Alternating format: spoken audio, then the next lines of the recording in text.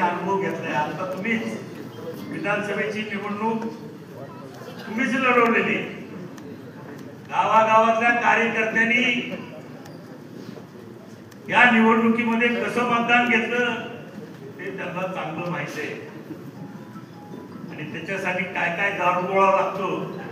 शेवटच्या 2 दिवसात कोणाला चपटी द्यावी लागते, कोणाला कोंबडं कापावं लागतं, कोणासाठी बकरं कापावं लागतं, कोणाला लक्ष्मी दर्शन घडवावं लागतं. हे सगळं त्याच्यामध्ये एक्सपर्ट बनलेले आहात तुम्ही. माझ्या अनेक निवडणुका तुम्हीच लढवलेल्या.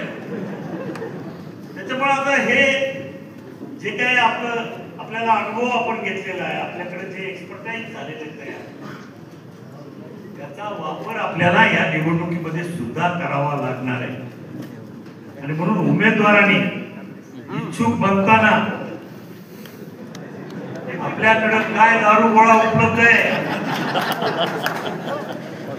याची सुद्धा माहिती आम्हाला द्यावी लागणार आहे.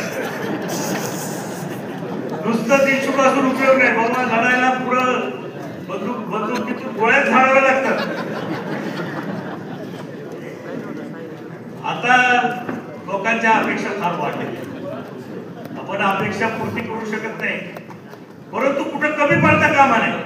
समोरचा माणूस जर 100 रुपये खर्च करणार असेल तर आपण 100 रुपये खर्च करण्याची तयारी केली. एवढंच माझं म्हणण्याचं मत आहे.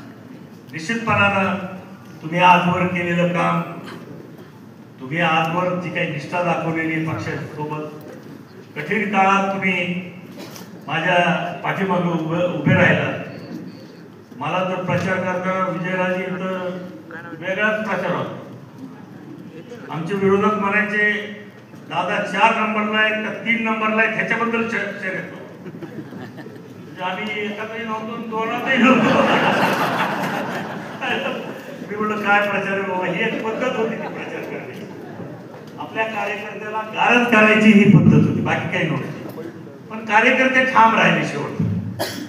त्याच्यामुळे त्या प्रचाराचा काही उपयोग झाला नाही आणि मतदारांनी कोण नंबर 1 ला हे दाखवून दिलं मतदारांना. त्याच्यामुळे आपण निवडणूक जिंकली.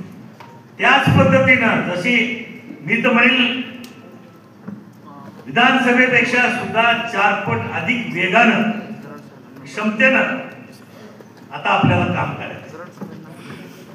जेवढं विधानसभेला कष्ट घेतले त्याच्या 4 पटीनं कष्ट आपल्याला घ्यायचे.